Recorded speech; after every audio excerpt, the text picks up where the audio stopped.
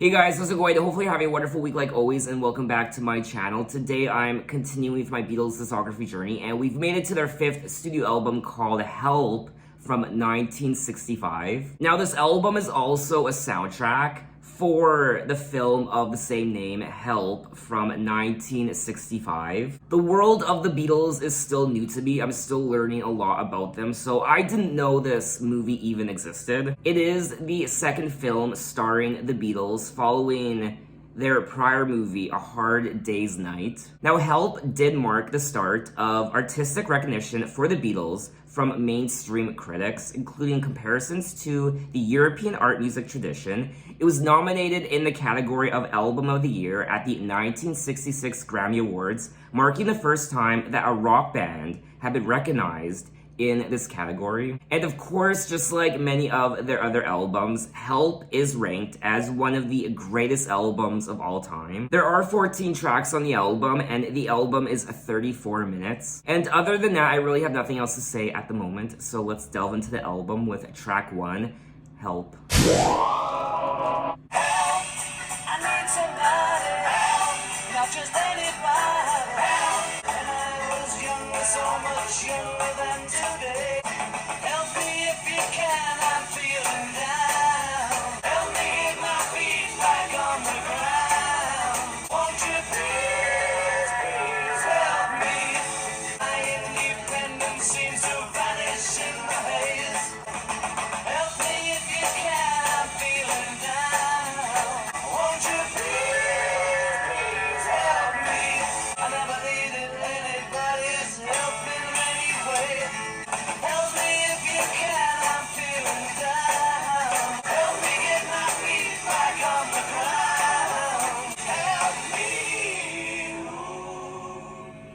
That was track 1, Help, and I enjoyed this song. I particularly liked the chorus and the melody. Help me if you can, I'm feeling down, and I do appreciate you being around. I like the melody of that part.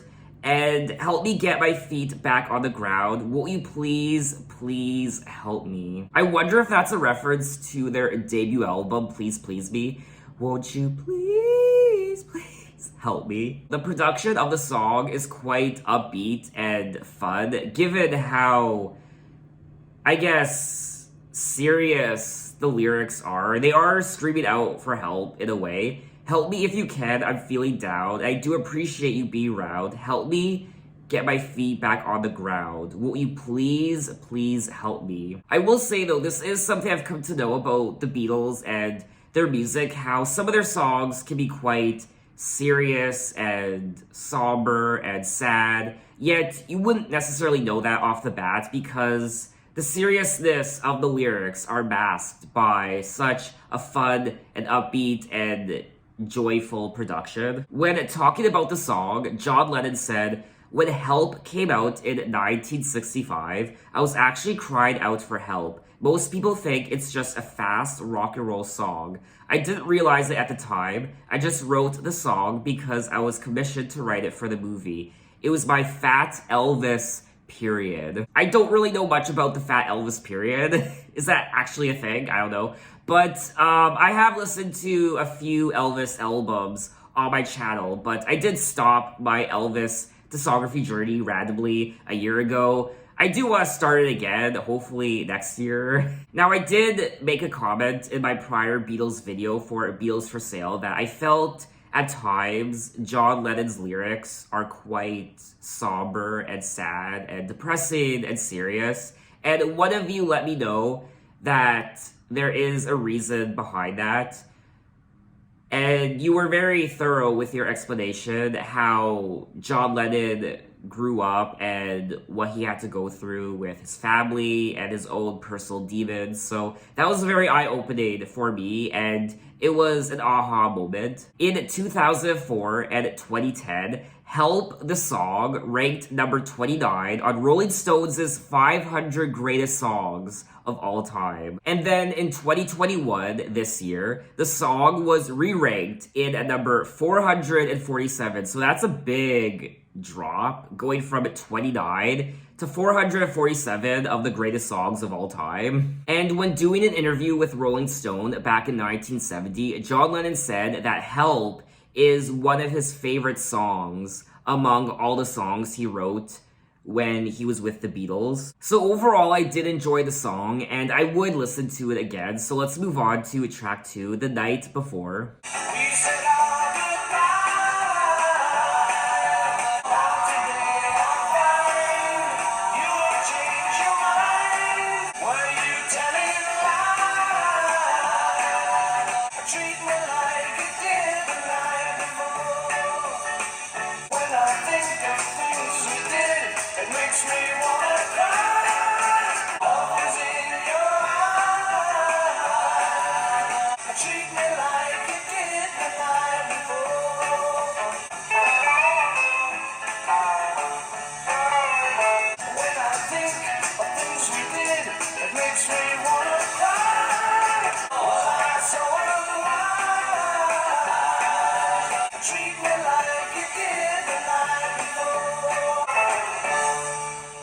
And that was track 2, The Night Before. And just like track 1, Help, I quite enjoyed the chorus of the song, in particular the melody. It is a catchy song, and it does get stuck in your head. I also quite enjoyed Paul McCartney's vocals on this track. I'm also quite proud of myself because I'm at a point now where I'm able to pretty much differentiate John Lennon and Paul McCartney vocally, which is something I wasn't really able to do initially when I listened to their first few albums. And I know that might sound bizarre to some of you, even comical, but this is my first real introduction to the Beatles. Before going on this Beatles discography journey, I never really listened to them before, so this is just a whole new world of discovery for me. We said our goodbyes, love was in your eyes. Now today I find you have changed your mind. Treat me like you did the night before. Were you telling me, was I so unwise? When I held you near, you were so sincere. Treat me like you did the night before. Last night is the night I'll remember you by. When I think of things we did, it makes me want to cry. We said our goodbyes. So it looks like this person broke up with him, and he is absolutely heartbroken. He really enjoyed the time they spent together the night before in this relationship, and when he thinks of those happy moments, it makes him want to cry. And now they're saying their goodbyes. Now, someone here did say that the song is about a one-night stand. Oh. Okay, well that makes sense. Okay. I honestly didn't put 2 and 2 together. I just assumed this was a long-term relationship of sorts, and all of a sudden, she decided to break up with him because of what happened the night before, perhaps. I didn't realize that it was a one-night stand, but it does make sense. The next day, the girl blows him off, not liking what happened between them. Paul McCartney can't understand why this happened. They had such a great time the night before. Why did she blow him off? Was he not good in bed? Or perhaps all she wanted from him was a one-night stand, and unfortunately, he wasn't able to process that. Another thing I liked about the song was the guitar solo about halfway through. I didn't know that Paul McCartney played the guitar on some of these songs. It does say here that Paul McCartney did the lead guitar on this song alongside George Harrison. I just assumed George Harrison did most of the guitar work in these songs. But anyway, let's move on to track 3, You've Got to Hide Your Love Away. Here I stand, head in hand. If she's gone, I can't go on. Everywhere people stare, and I hear them say, hey, you've got to hide your love away. How can I even try in the state I'm in? Let me hear you say, hey, you've got to hide your love.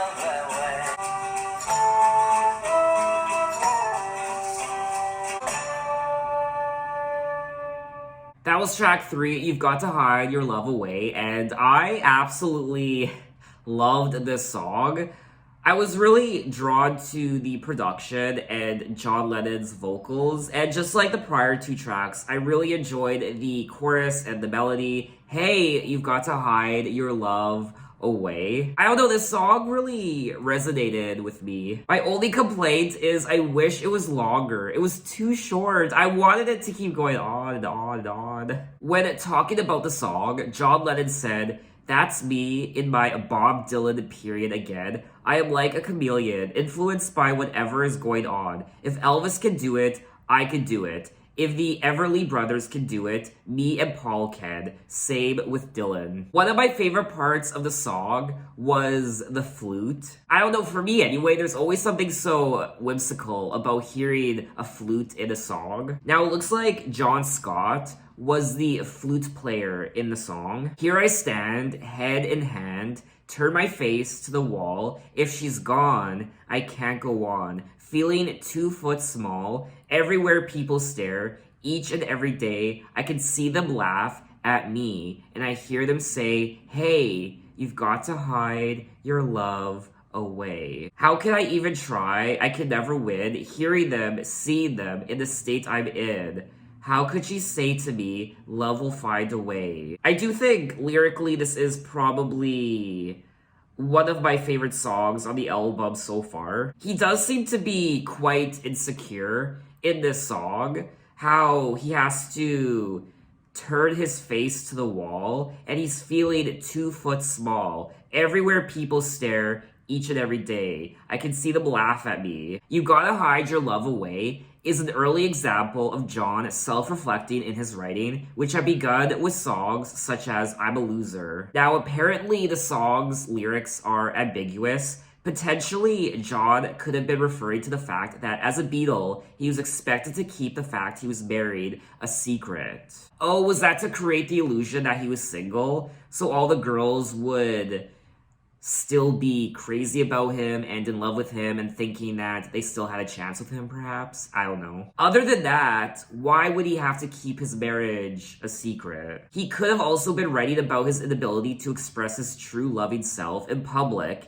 and his feelings of isolation and paranoia related to fame. John himself never publicly discussed his inspiration for the lyrics. So John could be tackling all sorts of things in this song, like fame and his insecurities and his marriage also. Now, I did forget who John Lennon was married to at this time, and he was married to Cynthia Powell.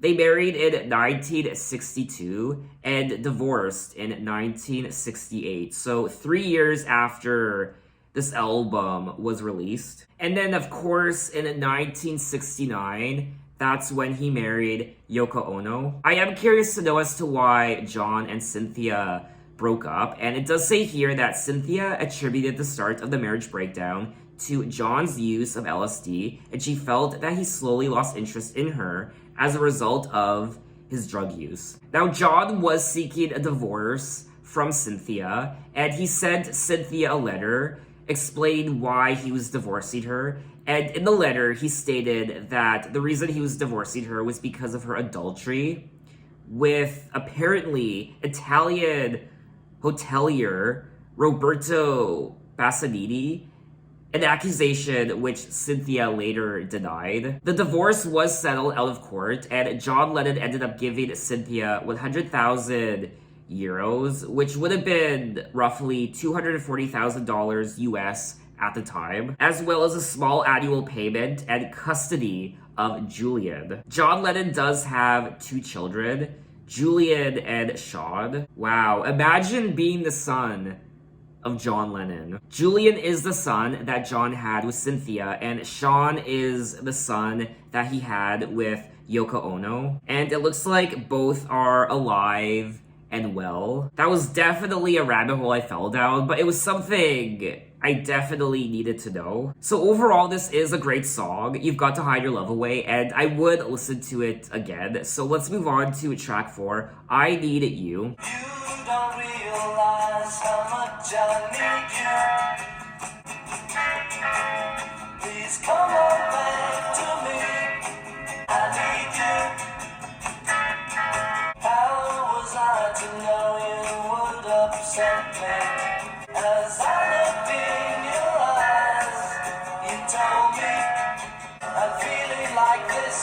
just can't go on anymore. I like that part. So come on back and see, I need you. Please remember how I feel about you. I need you. That was track 4, I Need You, and this is another solid track on the album. It's not one of my favorites so far, but I still enjoyed listening to it. The highlight of the song for me was the instrumental. I quite enjoyed the overall production, and the song was written by George Harrison. There was one part in particular that I found quite interesting. It was during the chorus, and it was some sort of guitar riff. You know what I'm talking about. It's the do do do do. Said you had a thing or two to tell me. Do do do do. I love that part. How was I to know you would upset me? I didn't realize as I looked in your eyes. You told me, oh yes, you told me, you don't want my lovin' anymore. Another song about heartbreak and being hurt in this relationship, and this is a sad album to listen to so far. But when you told me you don't want my lovin' anymore, that's when it hurt me. And feeling like this, I just can't go on anymore. Now, the song is about George Harrison's girlfriend, Patty Boyd, whom he met in March of 1964 while the Beatles were filming A Hard Day's Night. Their relationship did provide George with a sense of calm amid the frenzy of Beatlemania. The song's lyrics do address a time when Patty had left George, mostly, I guess, because she was jealous of the band's fans who were just simply in love with them. It also says that the song features the Beatles' first use of a guitar volume pedal. Even though this isn't one of my favorite tracks on the album so far, I still quite enjoyed it and I would listen to it again. We are 4 tracks into the album and I think all the songs so far have been great. I am definitely enjoying this album a lot more than their prior album, Beatles for Sale. But anyway, let's move on to track 5, Another Girl. For I have got another girl, and that's from today where I've got somebody that's new. Another girl, she's sweet and old. Nobody in all the world can do what you can do. This time you better stop, for I have got who will love me till the end. Through thick and thin, and that's from today where I've seen somebody that's new. Another girl, another girl. I don't wanna say that I've got somebody that's new. Another girl. And that was track 5, Another Girl, and I quite enjoyed the production on this track. It was reminding me of their prior album, Beatles for Sale. It had that country twang to it, I guess. I did think the song was a little basic. Another Girl, you're making me say that I've got nobody but you. But as from today, well, I've got somebody that's new. I ain't no fool, and I don't take what I don't want, for I've got another girl. Through thick and thin, she will always be my friend. I don't want to say that I've been unhappy with you, but as from today, well, I've seen somebody that's new. So the song is pretty self-explanatory. He found a new girl, another girl, who he loves much more than this current girl that he's dating, I guess. So the tables have turned. Instead of the girl breaking his heart, he is breaking this girl's heart because he found another girl who is sweeter than her. When talking about this song and other songs on the album, Paul McCartney said, "It's a bit much to call them filler because I think they were a bit more than that, and each one of them made it past the Beatles test. We all had to like them." I didn't find anything particularly memorable about this song. It does sound like a typical sounding Beatles track. But anyway, let's move on to track 6. You're going to lose that girl. You're gonna lose that girl. If you don't take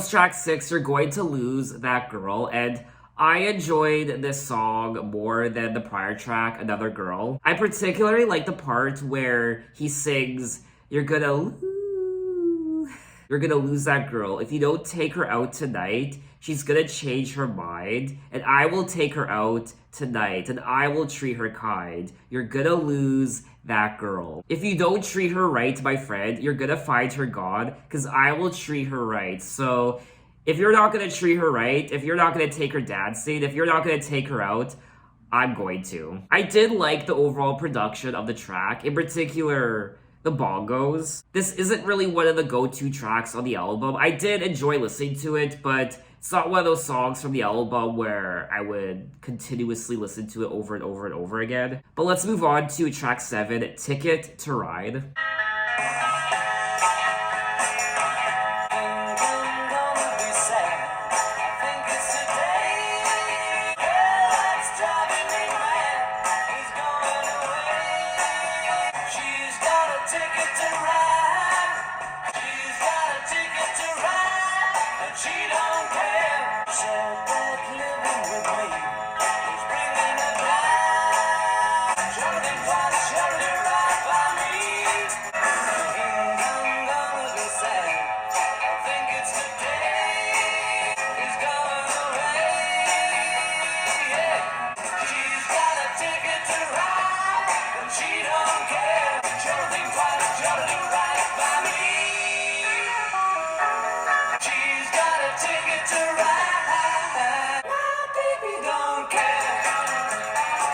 That was track 7, Ticket to Ride, and I found this song more intriguing than the last couple songs I listened to. I particularly liked the melody of the verses. I didn't really care for the overall chorus of the song. The chorus did grow on me towards the end. She's got a ticket to ride. I don't know why she's riding it so high. She ought to think twice. She said that living with me is bringing her down, for she would never be free when I was around. She's got a ticket to ride, but she don't care. I think I'm gonna be sad. I think it's today, yeah. The girl that's driving me mad is going away. So looks like this is another song on the album that is about the deterioration of a relationship. I enjoyed the overall production of the track as well as the vocals. Now it looks like this song was a big deal. It became the Beatles' 7th consecutive #1 in the UK, and also their 3rd consecutive #1 hit, and 8th in total in the United States. I do think lyrically this is one of the more intriguing songs on the album. I'm sorry if you hear buzzing in the background. There is construction happening outside my apartment and the lift is rising just outside my window, so that's why my eyes are going all the way up. Anyway, yeah, I did enjoy the song, and I would listen to it again. Oh, and another one of my favorite parts of this song was the brief falsetto at the very end, where they sing, "But baby, don't care, my baby, don't care, my baby, don't care." But anyway, let's move on to track 8, Act Naturally.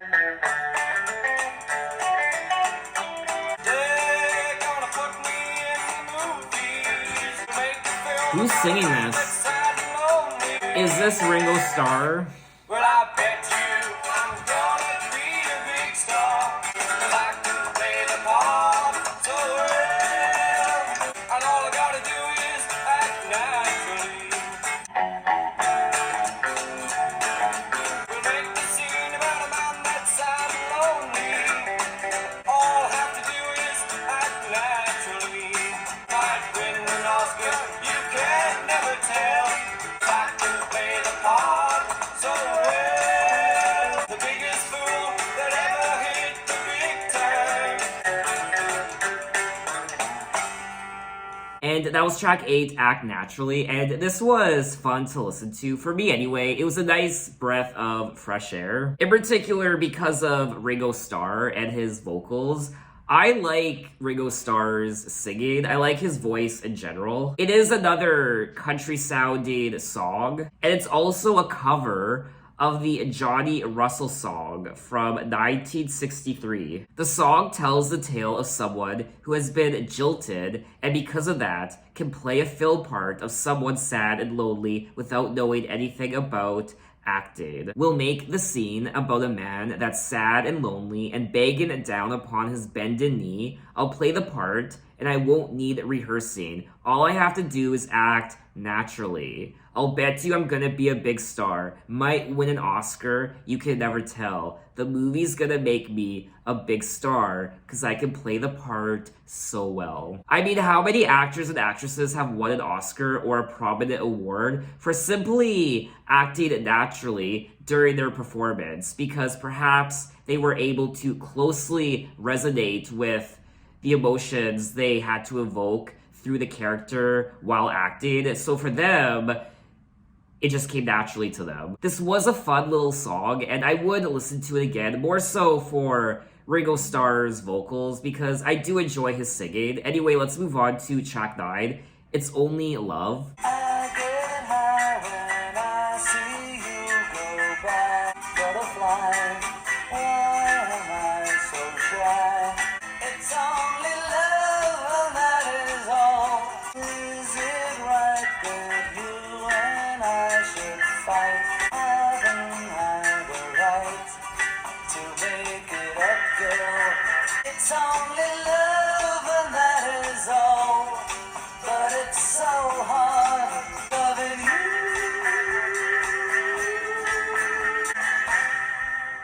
That was track 9, It's Only Love, and the highlight of the song for me was John Lennon's vocals. Other than that, I wasn't particularly drawn to the song. I just thought it was way too short. It was under 2 minutes, so I really couldn't be fully immersed in the song. I did think the song was a little boring to listen to. I get high when I see you go by. When you sigh, my, inside it just flies. Butterflies. Why am I so shy when I'm beside you? It's only love, and that is all. Why should I feel the way I do? It's only love, and that is all. Now, it does say here that John Lennon was highly critical of the song, It's Only Love, describing it as a lousy song with abysmal lyrics. Now, someone did comment on the lyrics of this song by saying that the lyrics are the hollowest lyrics of John's career. So it looks like there wasn't a lot of love for this song in general from John himself and also, I guess, critics as well. This definitely wouldn't really be a song I would want to listen to again. But anyway, let's move on to track 10, You Like Me Too Much. Though you've gone away this morning, you'll be back again tonight. You'll never leave me, and you know it's true. You've tried before to leave me, but you haven't got the nerve. 'Cause you like me too much, and I like you. I really do. I will follow you and bring you back where you belong. 'Cause you like me too much, and I like you.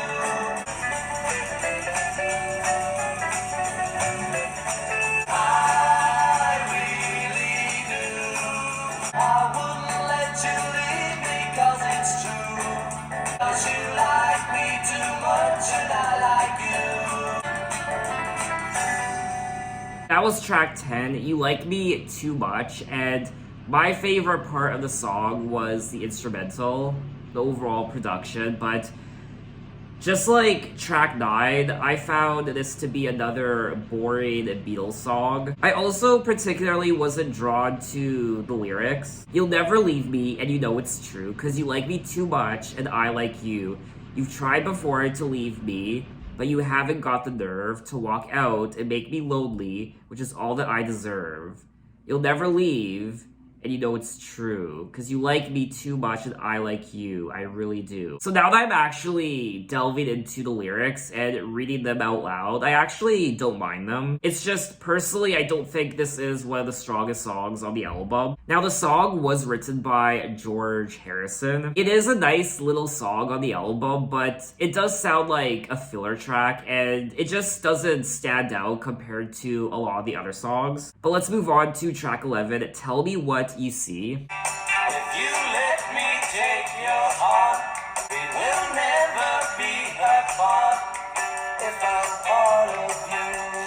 'tis no surprise now.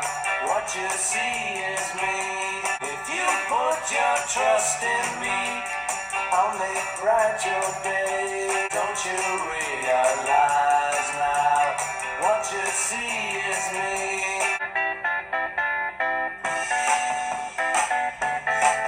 Listen to me one more time.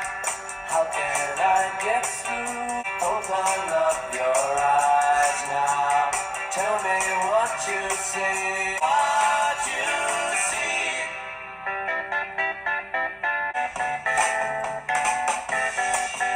Don't you try to see that I'm trying to get to you. What you see is me.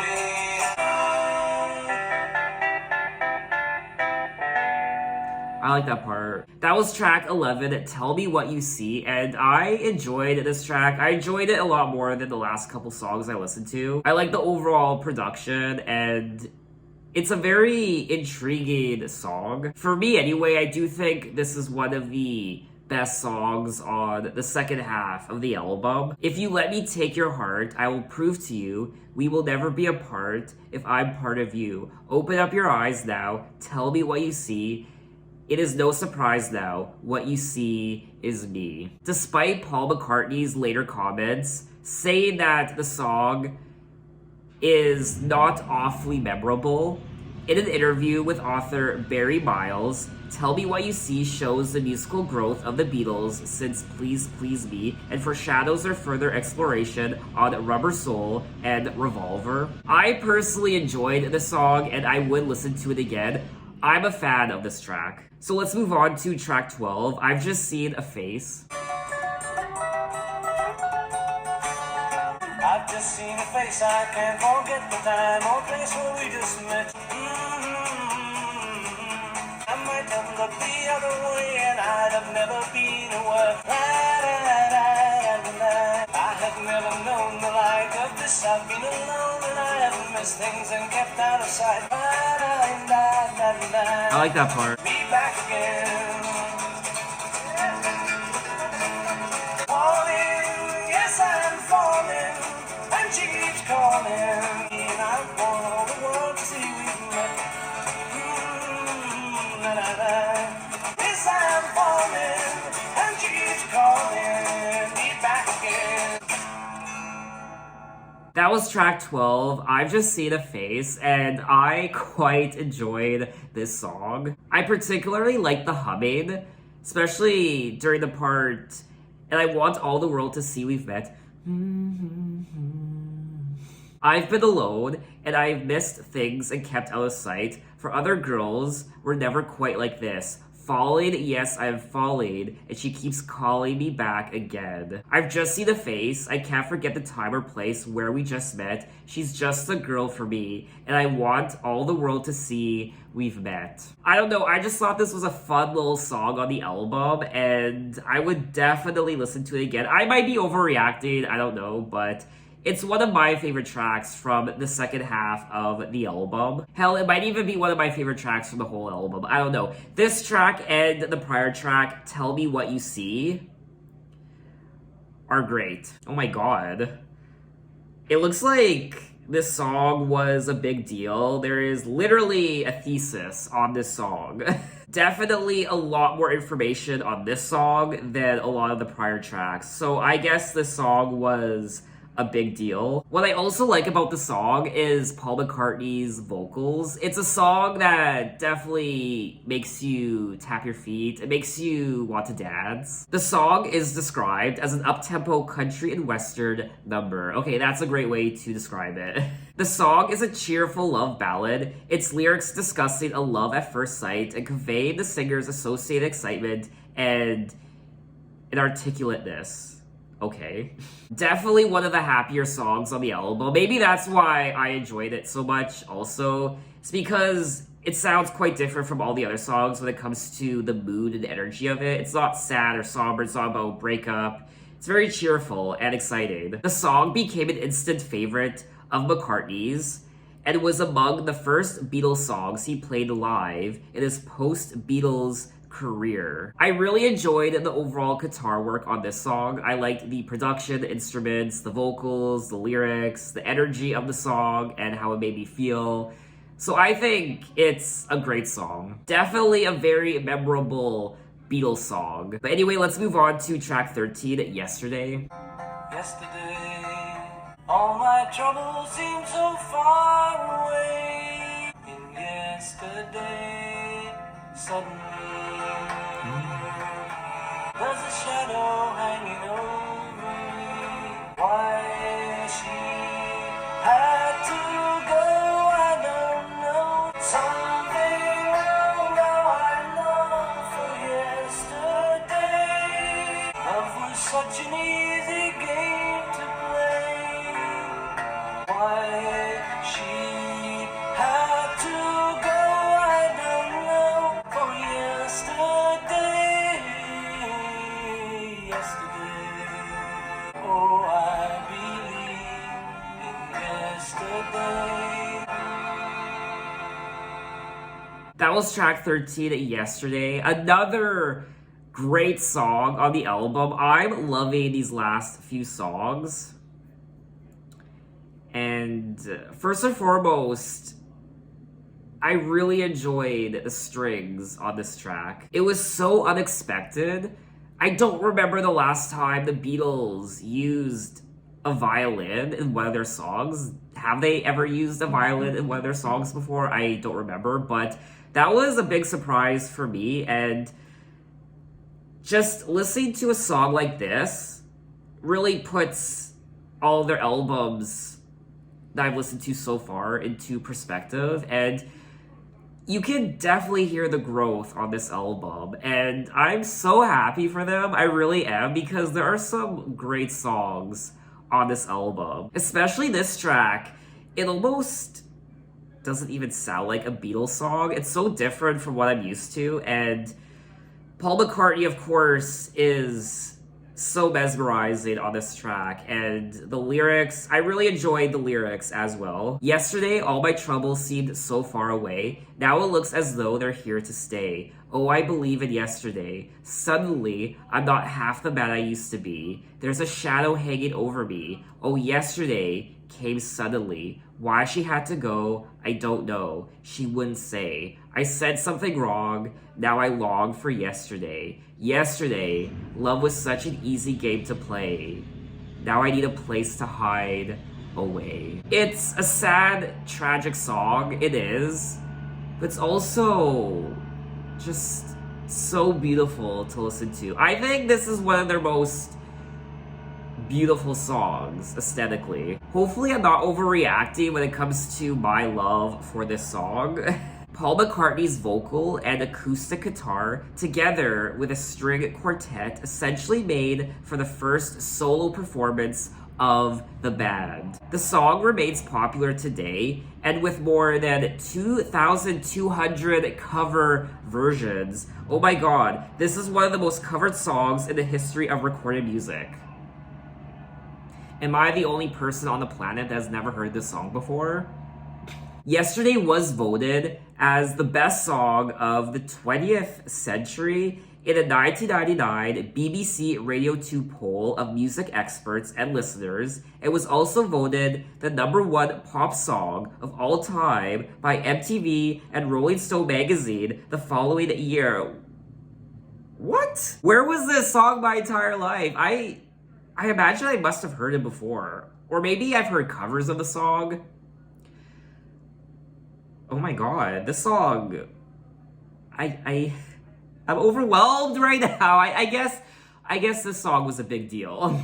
And still is to this day. Yesterday is a melancholy ballad about the breakup of a relationship. The singer nostalgically laments for yesterday when he and his love were together before she left because of something he said. Now, like I said already, this is essentially the first solo performance of the band ever in one of their songs. The other three members don't make an appearance in this song in some form. Paul McCartney is the only member of the Beatles to appear on this track. This really is a timeless Beatles song, and Okay, so out of all the Beatles songs I've listened to thus far, honestly, some of my favorite Beatles tracks are on this album, Help. So, okay, I'm overwhelmed. Okay, dear God, help me. I need to take a break. Okay, what I'm trying to say is, what was I trying to say? I don't know anymore. Okay, I'm just gonna move on to the last track and tell you afterward what I was planning on saying. I don't know anymore. Let's move on to track 14, Dizzy Miss Lizzy.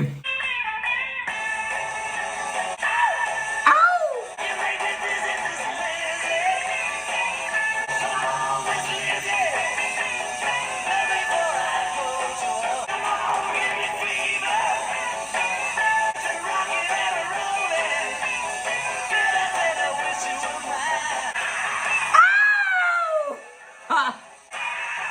Oh my. Relax.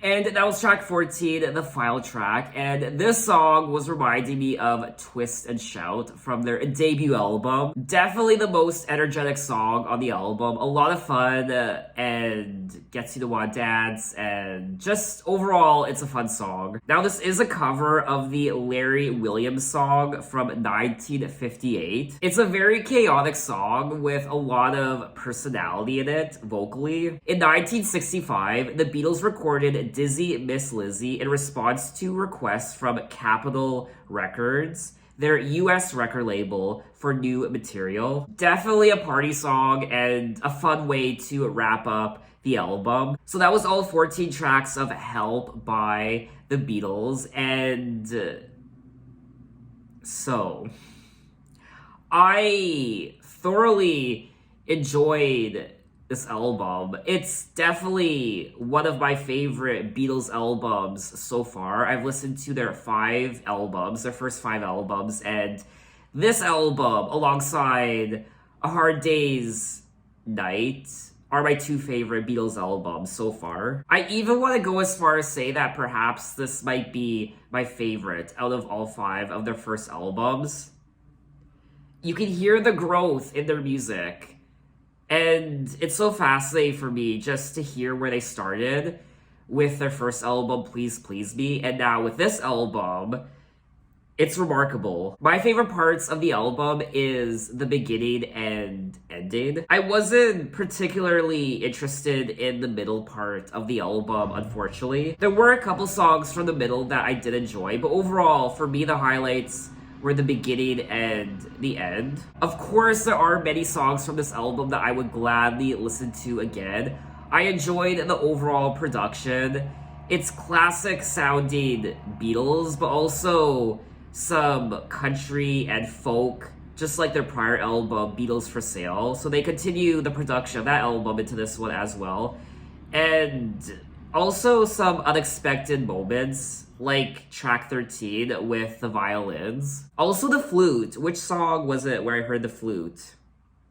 I forget which one. It was somewhere near the beginning, I believe. But that was also great. I also thought both Paul McCartney and John Lennon's vocals were sublime on this album. It is a sad album to listen to lyrically. A lot of heartbreak and a lot of touching on fame and just Beatlemania in general, girlfriends and love, just general heartbreak. And this is something they've sung about many times already on their prior albums. It's a very cohesive album, in my opinion. The tracks flow wonderful from one to the next. There is a little bit of filler on this album, but overall, there are many, many tracks I would love to listen to again. In particular, Yesterday.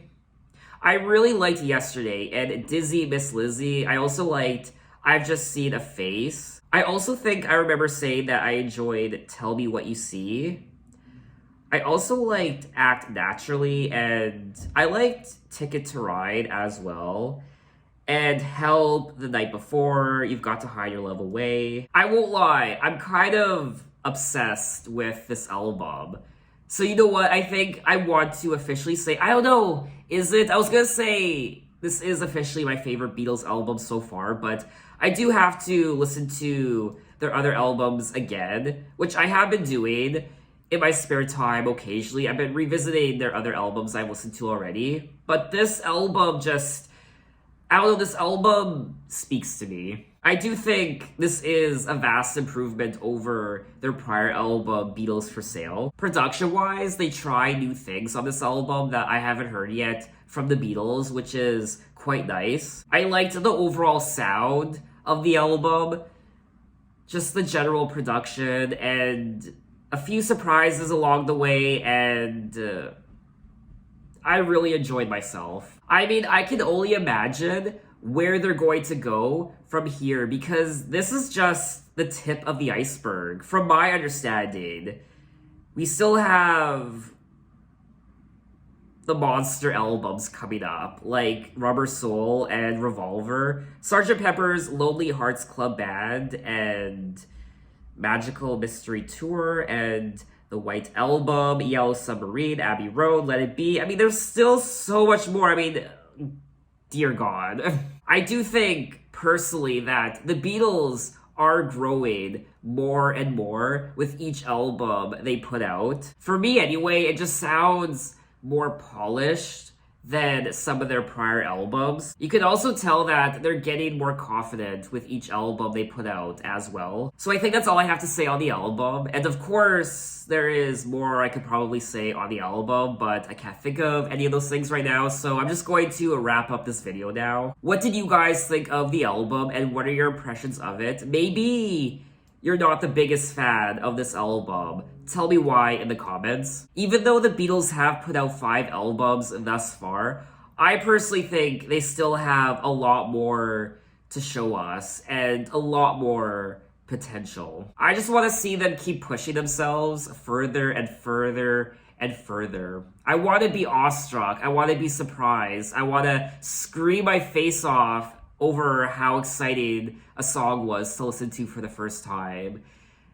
I just want to be wowed. And I gotta say, I was wowed a few times on this album. So in my next Beatles video, I will be moving on to their Past Masters compilation album. I will be listening to Disc 1. Now, this is the compilation album that the majority of you want me to listen to. Originally, I was going to listen to the Red Album compilation album, 1962 to 1966. But you guys freaked out and told me in the comments of my prior video, no, don't listen to that. Don't listen to that compilation. Listen to the Past Masters compilation album, which is what I'll be doing. From my understanding, there are quite a few Beatles songs that were big hits that I haven't listened to yet that weren't part of any of their albums. So I'm very much looking forward to this Past Masters compilation album. Now, the songs in particular that I'll be listening to in that video are, I guess, Love Me Do, From Me to You,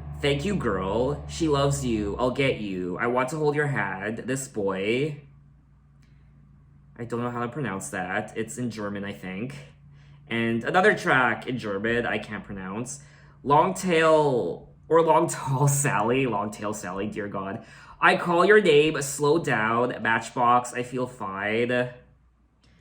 And She's a Woman, a Bad Boy, Yes It Is, and I'm Down. All of those songs were released between 1962 and 1965. And then there is a volume 2 of songs released from 1965 to 1970, which I will listen to later on in this series. So thanks for watching, guys. You can find me on Instagram, you can find me on Twitter, you can message me, you can say, hey, how are you? And I'll see you next time. Take care.